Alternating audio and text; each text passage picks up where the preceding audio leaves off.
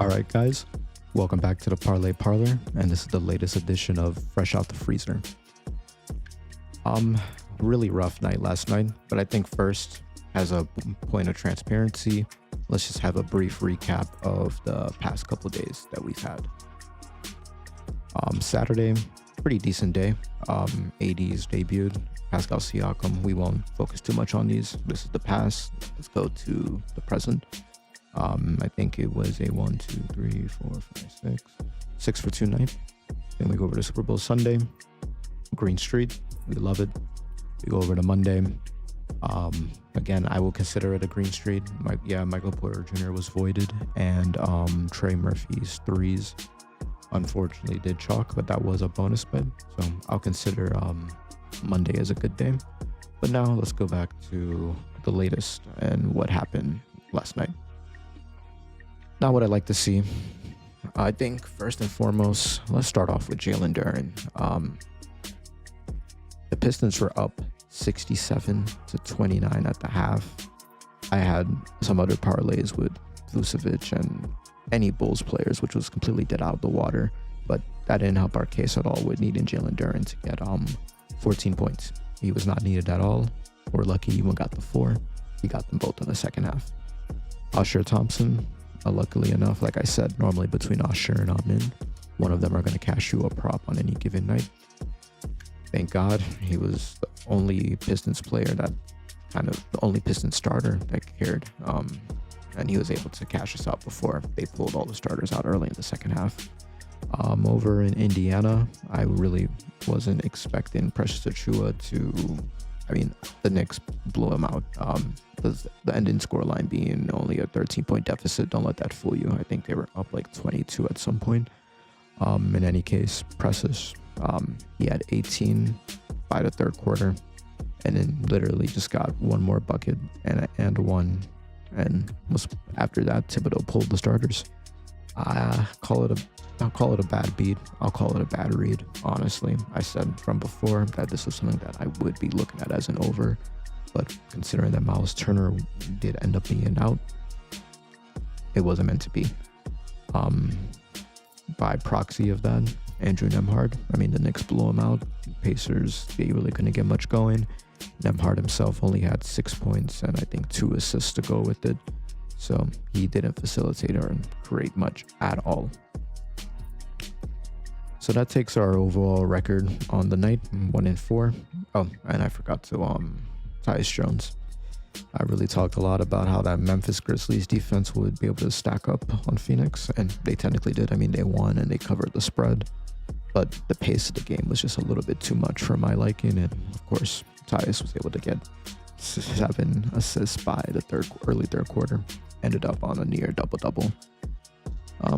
That definitely was a bad read on my part, especially considering I didn't know that KD was only 30 points away from hitting the 30K club for career points. Congratulations to him.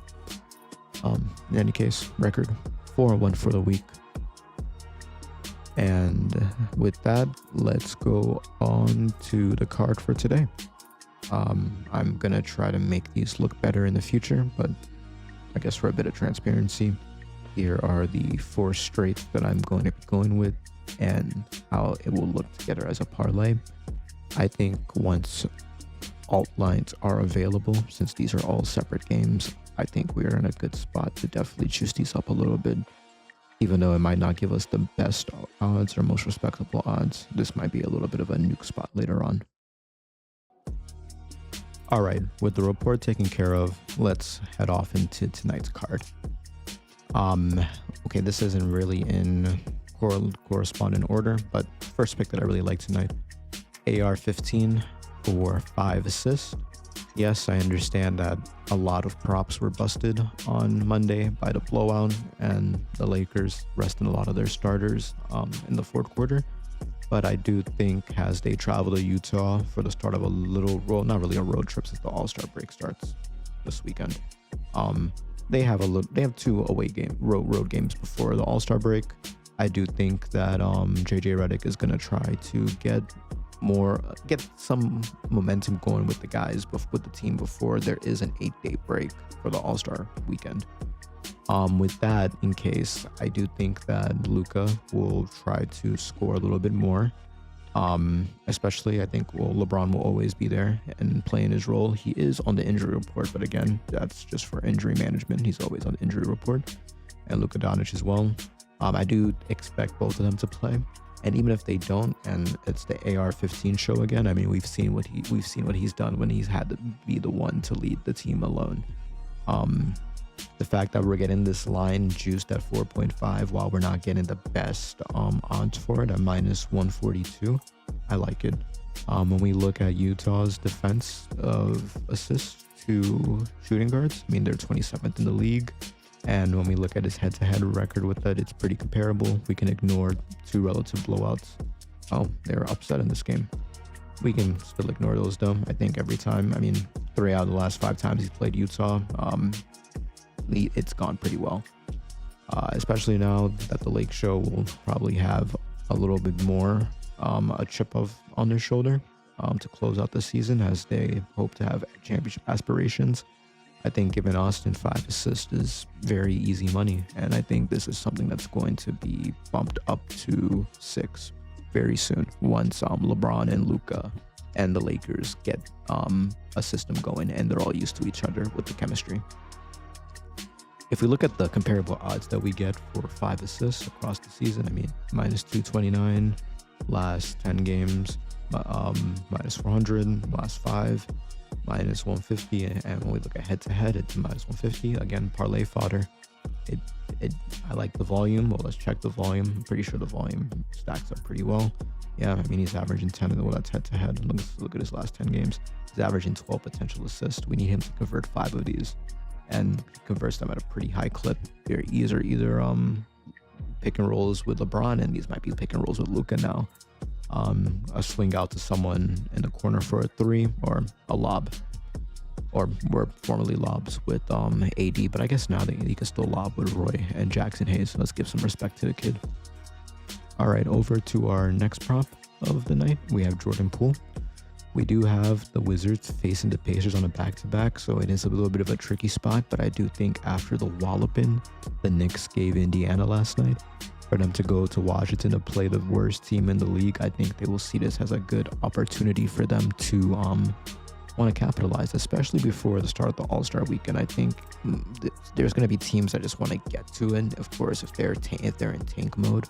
But if they are in a season of maybe transition, or they're still on the cusp of, they might be in the play-in or some decent playoff run, which I do think the Pacers are very much well in, they will want to come and make a statement victory. I don't think the Wizards have upset many people at home this season. They've beat the Timberwolves in Minnesota, and they took the Clippers pretty close in LA, but I think at home it's been quite abysmal for them, besides I think the win against the Hornets.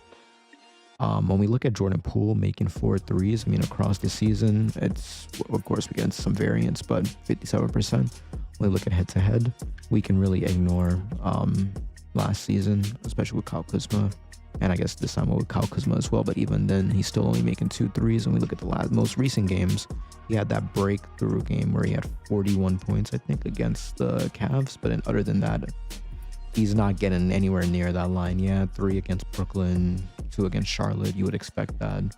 A decent team, even though maybe the defensive 3 points, the shooting guard isn't the best, but Atlanta is not a shaky defense by any stretch of the imagination. They locked them down, and the Spurs locked them down.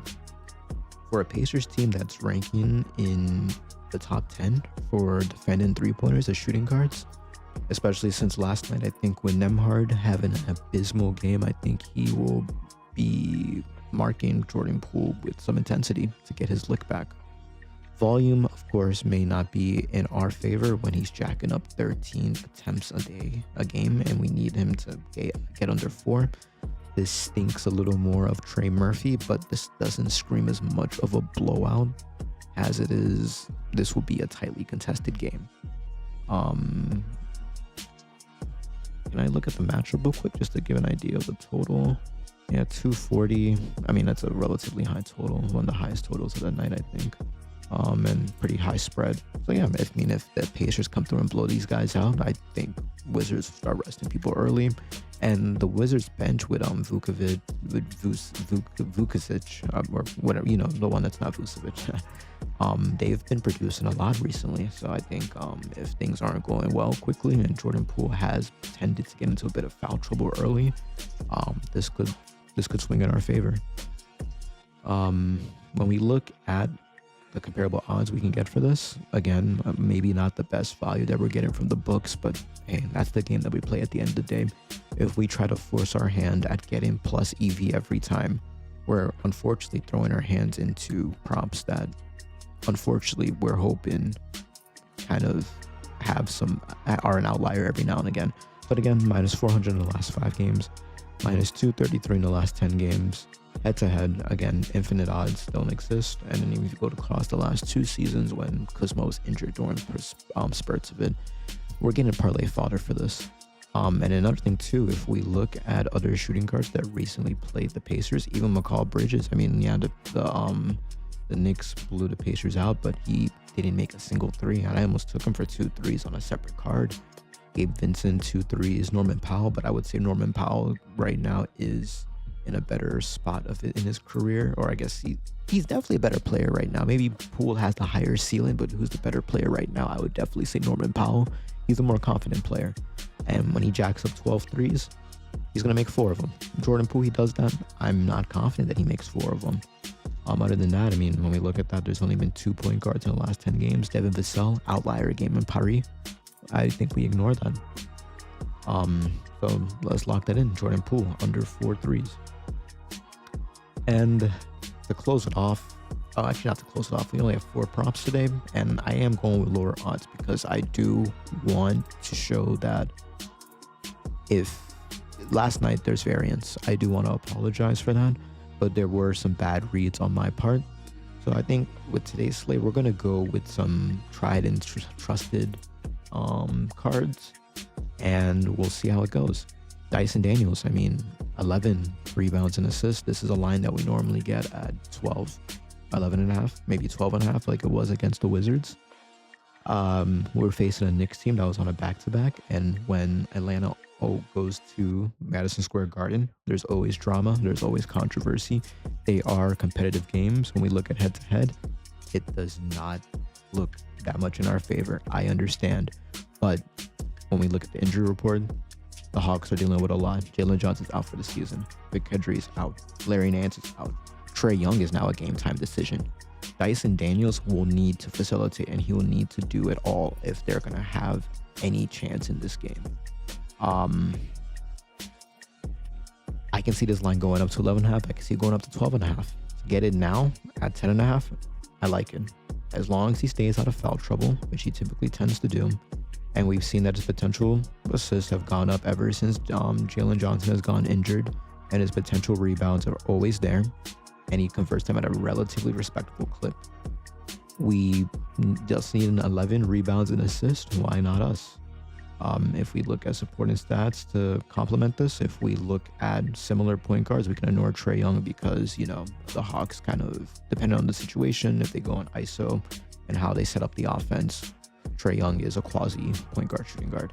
But when we look at relative point guards across this last 10 game span that have gone against the Knicks, even Tyrese Halliburton last night, you're getting 11 rebounds and assists. If you facilitate and you score more, then there is a slight risk, like Austin Reeves, Jamal Murray, Derek White, they skated just above Malik Monk, but Malik Monk does it all.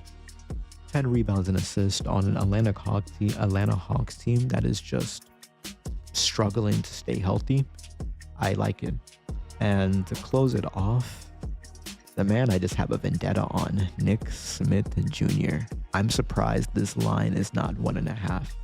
Yes, LaMelo Ball is out. There are a lot of injuries with the Hornets.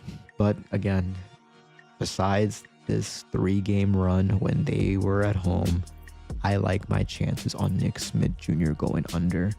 Unfortunately, he dodged the smoke on Sunday in Detroit. I definitely do think that he would have gone under in that game as well. Going against an Orlando Magic team who I don't think they have anyone on the injury report yet. Jalen Suggs, I'm not that concerned about that. Caldwell Pope can handle him just fine. Franz and Paulo, any one of them can switch on to him. I'm not concerned by any stretch of the imagination. He's going against the best team at defending the three point guard, well, top 4 at point guards, but number 1 at shooting guards. Yes, his volume will always scare us when he's taking 7, 5, 8 threes, and we need him to stay under 3. This line pushes to 1.5 before the game starts. If we look at the game itself, I do think this has a pretty high spread, doesn't it? 12.5. That is the second highest spread of the night. It is the third highest spread of the night. Yeah, third highest spread of the night. If the Charlotte Hornets, and they've been on a road trip themselves, they don't really have any all-stars besides Ball, I think. If this gets ugly early, I can see them sitting starters, sitting anyone. And we've seen Nick Smith put up a plethora of attempts on this. I'm not concerned at all. Under 3 threes, Nick Smith Jr. Hang it in Lavore. We had a disgusting night last night, but hey, if you want to have recency bias, look what I did on Monday. Look what I did on Sunday. Look what I did on Saturday. Let's get to the bank. And what did Drake say? Nike don't pay me to do it. Nike pays me to show me I'll do it again, or some shit like that. It's early. I got work in the morning. Let's lock it in. Peace.